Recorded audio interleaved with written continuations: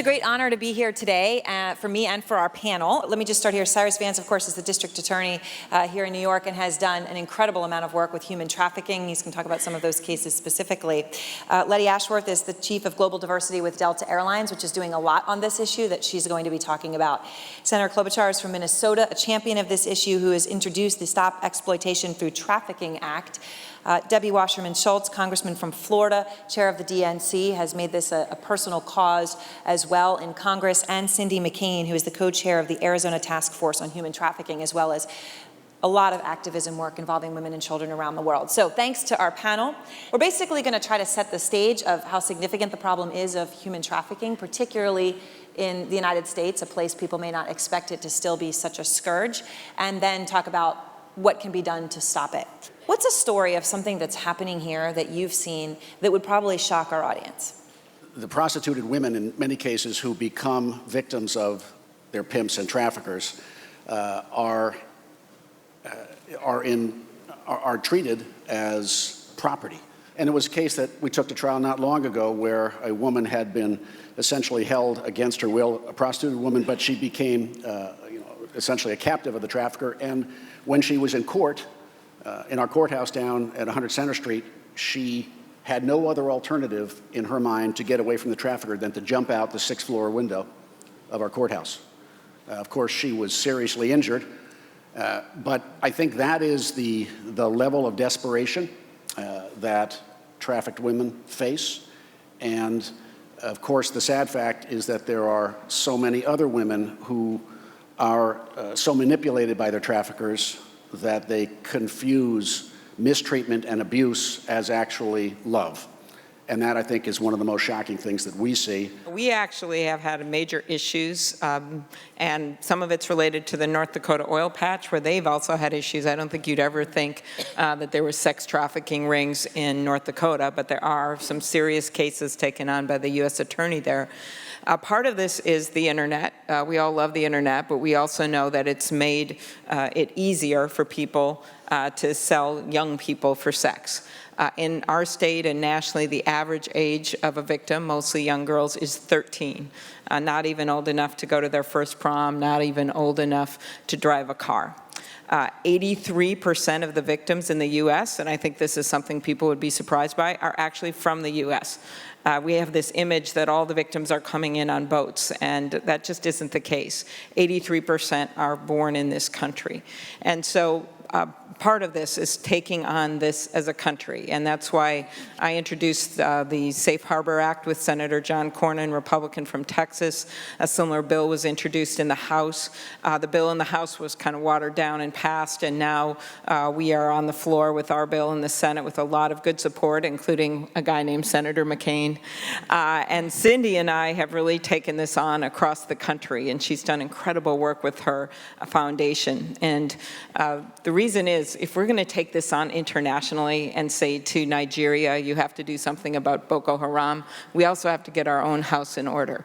And passing these laws that said that these victims are not to be prosecuted, but they're actually victims, is a very strong start. And the 12 states that have done this have gotten very good results, because as Cyrus Vance was saying, if you get these girls to testify and make them feel comfortable that there's a place for them, there's a shelter, there's a job, there's schooling, then they are much more willing to break off from their pimp, and they're much more willing to testify against the head of the sex trafficking ring.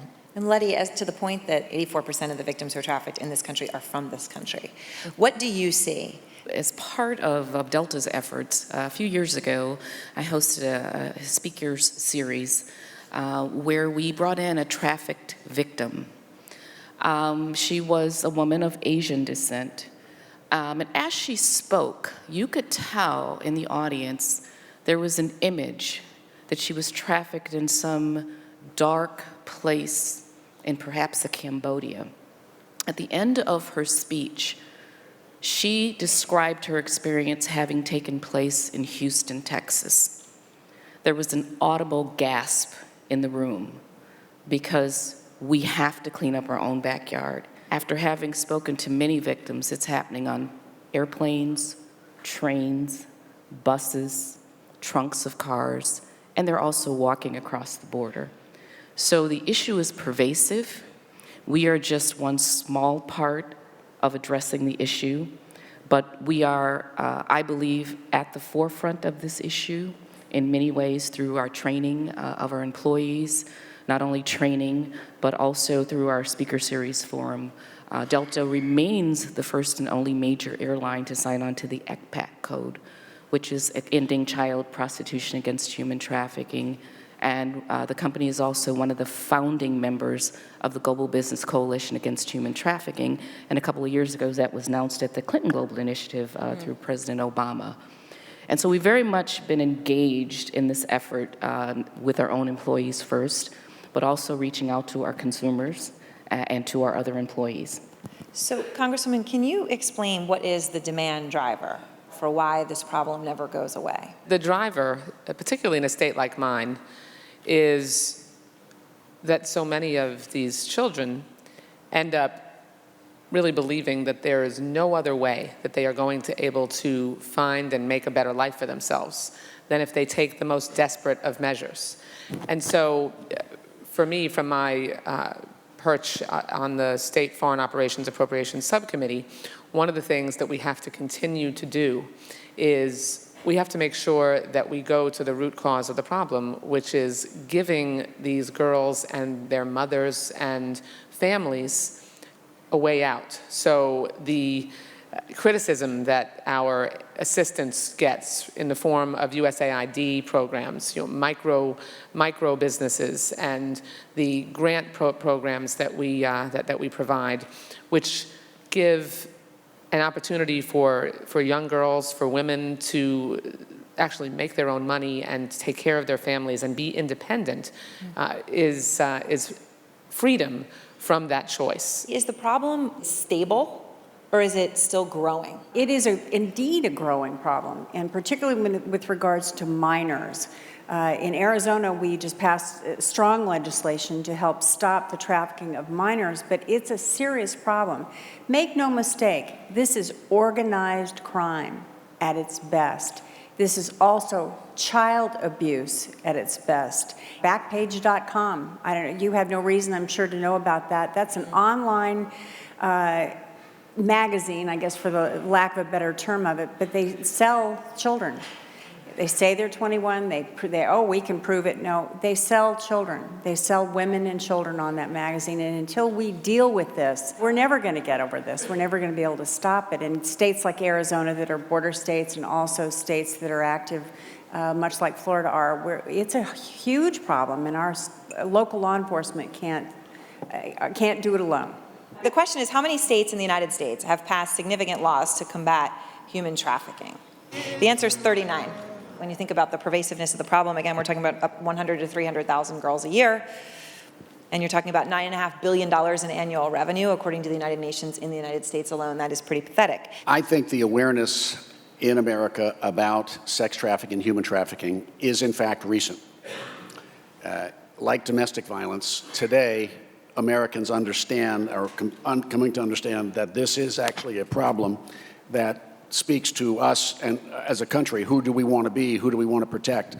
I think this is a movement that is moving slowly, but there is still not a lot of awareness about this in the United States. So I think that's one of the reasons that we're dealing with it. But times are changing, and for example, I know this conference talks much about partnership.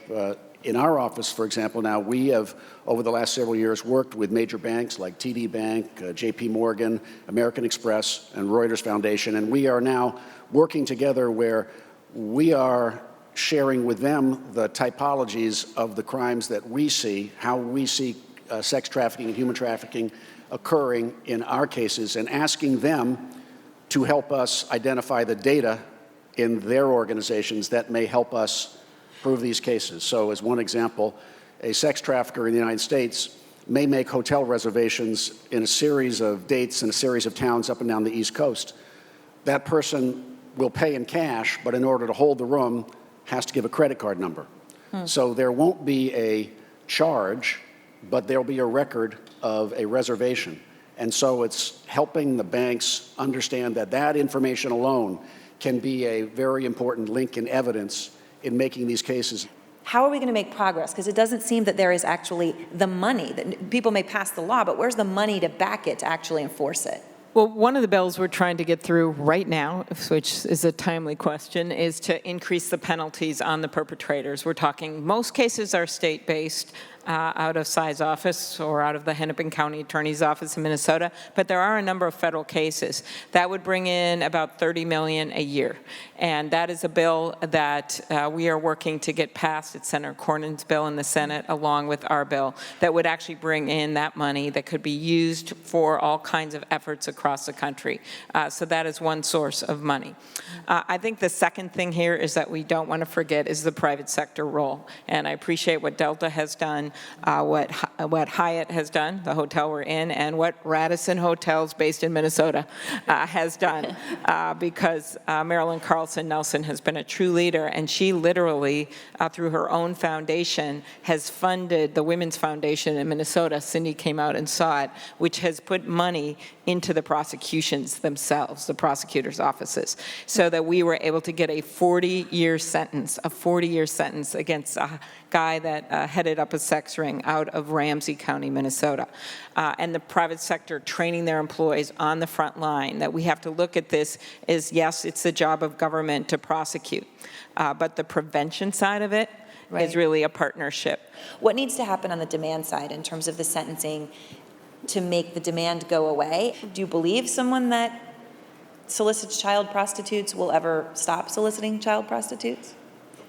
First of all, on the demand issue, it's going to take the men of this world to say, no, real men don't buy little girls. I mean, seriously. And so until I believe the community, the male community, can stand together and say no and call their own out for having done it, I don't see how we get anywhere with it. We also need to remember that countries that are talking a good game, but letting it happen in their own countries, we have got to get the world community together to stop this and call each other out for this. It's wrong. And nobody, you see countries that are allowing it to happen with great disdain, but yet it continues to happen because they allow it to. Well, thank you very much to all of you for being part of this panel. Thank you all so much for coming and being a part of our audience.